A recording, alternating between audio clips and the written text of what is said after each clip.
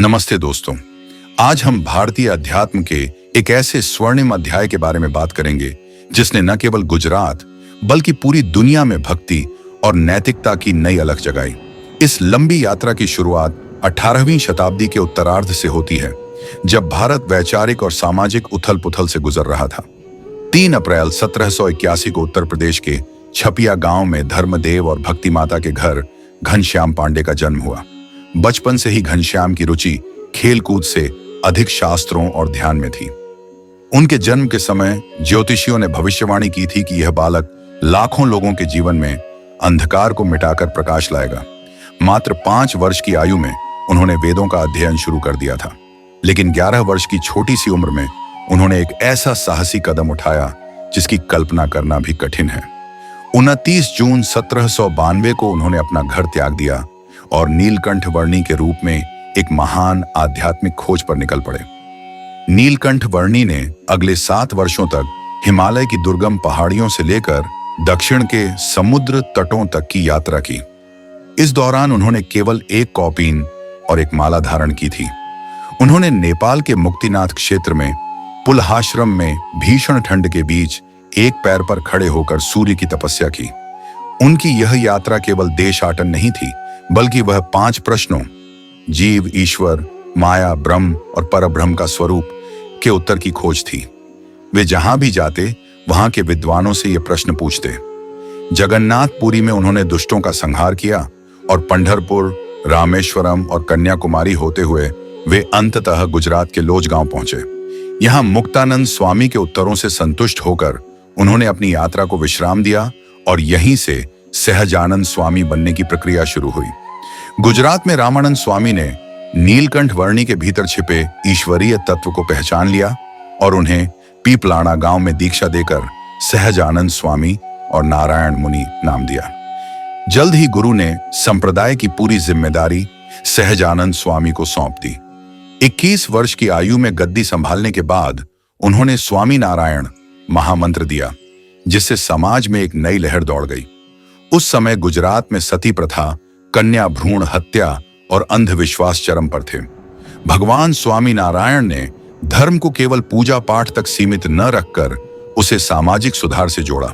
उन्होंने 500 परमहंसों की एक ऐसी सेना तैयार की जिन्होंने बिना किसी हथियार के केवल प्रेम और करुणा से खूंखार डाकुओं और अपराधियों का हृदय परिवर्तन कर दिया।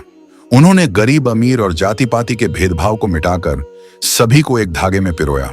भगवान स्वामीनारायण के जीवन का सबसे अद्भुत पहलू यह था कि उन्होंने केवल उपदेश नहीं दिए, बल्कि समाज के सबसे हिंसक तत्वों को प्रेम से बदल दिया। इसका सबसे बड़ा उदाहरण है जोबी पगी। गुजरात के आणंद जिले के चिलोड़ा गांव का रहने वाला जोबी पगी एक ऐसा खूंखार डाकू था जिससे पूरा इलाका थर-थर कांपता था। लूटपाट, चोरी और हिंसा उसका रोज का काम था। लोग उसके नाम से ही अपने घरों के दरवाजे बंद कर लेते थे। एक बार जब भगवान स्वामी नारायण पास के गांव में पधारे तो जोबी पगी ने सुना कि लोग इस साधु को भगवान मान रहे हैं और उन्हें कीमती भेंट दे रहे हैं। जोबी के मन में लालच आ गया और उसने तय किया कि वह इस साधु की सबसे प्रिय वस्तु, उनकी घोड़ी माणकी को चुरा लेगा। माणकी घोड़ी भगवान स्वामी नारायण को बहुत प्रिय थी और वह बहुत तेज दौड़ती थी। जोबी पगी ने 3 रात तक लगातार घोड़ी चुराने की कोशिश की, लेकिन हर बार जब वह अस्तबल में घुसता उसे वहां एक नहीं बल्कि हर खूंटे पर साक्षात भगवान स्वामी नारायण घोड़ी की रखवाली करते हुए दिखाई देते।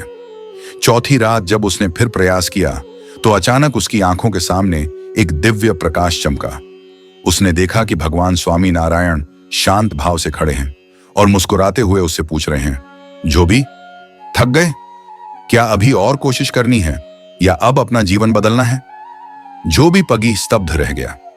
जिस व्यक्ति को वह केवल एक साधु समझ रहा था, उसकी दिव्यता के सामने जोबी का सारा अहंकार और क्रोध पल भर में पिघल गया।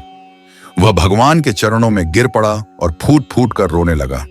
उस रात जोबी पगी डाकू मर गया और एक भक्त का जन्म हुआ। उसने अपनी तलवार भगवान के चरणों में रख दी और प्रतिज्ञा की कि वह कभी हिंसा नहीं करेगा। भगवान ने उसे तिलक किया और कंठी पहनाई। इसके बाद का जोबी पगी का जीवन और भी प्रेरणादायक है। वह इतना बड़ा भक्त बना कि उसने अपना शेष जीवन भगवान की सेवा और सत्संग में बिताया। जब ब्रिटिश अधिकारियों ने सुना कि जो भी पगी जैसा डाकू अब साधु बन गया है, तो वे भी हैरान रह गए।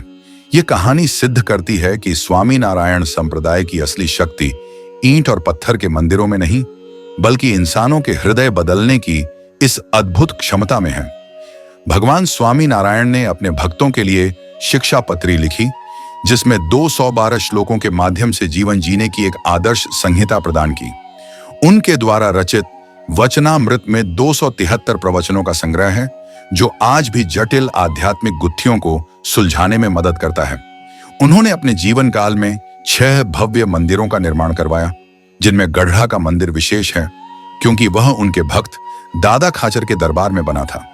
1 जून 1830 को उन्होंने गड्ढा में अपना पार्थिव देह त्याग दिया, लेकिन उन्होंने यह वचन दिया कि वे अपनी गुरु परंपरा के माध्यम से सदैव पृथ्वी पर प्रकट रहेंगे। आज अक्षरधाम जैसे स्मारक इसी दिव्य इतिहास की आधुनिक गवाही दे रहे हैं। आज यही इतिहास बोच आसनवासी अक्षर पुरुषोत्तम स्वामी नारायण संस्था BAPS और अन्य शाखाओं के रूप में जीवित है, जो न्यूयॉर्क से लेकर लंदन और दिल्ली से लेकर अब्बू धाबी तक अक्षरधाम जैसे सांस्कृतिक केंद्रों के माध्यम से भारतीय संस्कृति और शांति का संदेश फैला रहे हैं। इस संप्रदाय की सबसे बड़ी ताकत इसकी युवा शक्ति है।